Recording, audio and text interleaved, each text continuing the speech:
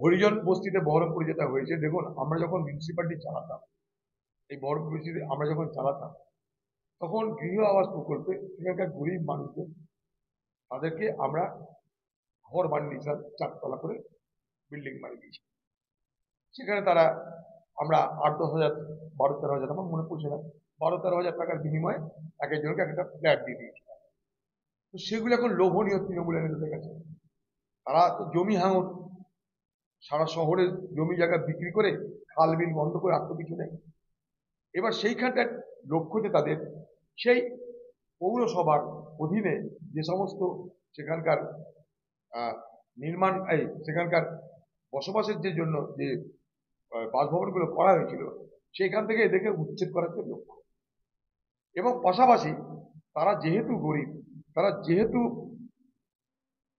সেই ধরনের রাজনৈতিকভাবে শক্তিশালী নয়, আর্থিকভাবে শক্তিশালী নয়, তাদের উপরে ওখানটা একটা অত্যাচার চলে। অত্যাচার চলে কিরকম?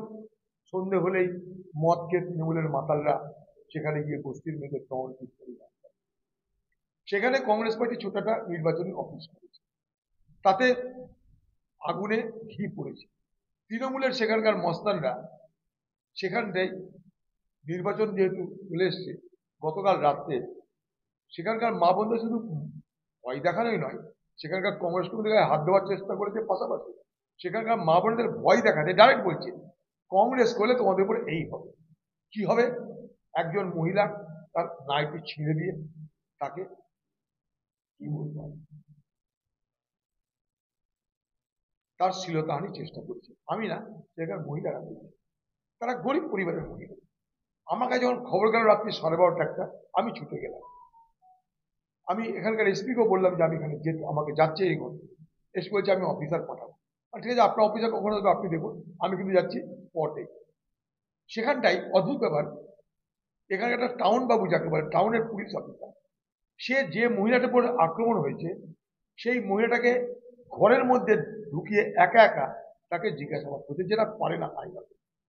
আইনত কি হয়, একটা মহিলাকে জিজ্ঞাসাবাদ করতে গেলে সঙ্গে মহিলা পুলিশ কর্মচারী রাখতে, এটা নিয়ম, সারা দেশের জন্য নিয়ম, এটা হিউম্যান রাইটস এর প্রশ্ন। এটা সেই জায়গাটা একটা পুলিশ অফিসার যে মহিলার উপরে শ্লীলতাহানি হয়েছে তাকে ঘরের মধ্যে ঢুকে একা একা, আর কাউকে ঢুকতে দিচ্ছে না, তাকে ঢুকে তার সঙ্গে তাকে জিজ্ঞাসাবাদ করছে। এটা একটা আমরা প্রোটেস্ট করলাম। ততক্ষণে এখানকার আইসি সাহেব পৌঁছে গেছে। সে এক কোথাকার মাল জানি না, সে হঠাৎ বলে আপনারা মিডিয়া ট্রায়াল করছেন। তাহলে আমি কি মিডিয়ার লোক মনে হচ্ছে? আমি তো এখানে ভোটে দাঁড়িয়েছি, আমাকে কি মিডিয়ার লোক লাগছে কি? না ক্যামেরা দেখছে আমার কাছে? কোথাকার অপদার্থ অফিসার আপনারা? তা করতে করতে এসপিকে বললাম এই ধরনের অফিসারকে কেন পাঠান জানি না।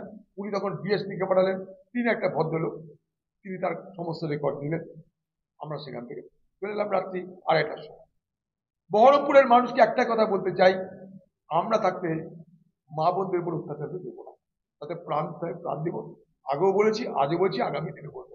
ভোট আসবে, ভোট যাবে, কিন্তু বহরমপুরের মা বোনদের উপরে, মুর্শিদাবাদের মা বোনদের উপরে কোনো অত্যাচার আমরা মেনে নেব না। তার জন্য যতদূর যেতে ততদূর যাবে। এই যে এফআইআর দেখুন, এই যে সেই মহিলারা এফআইআর করেছে।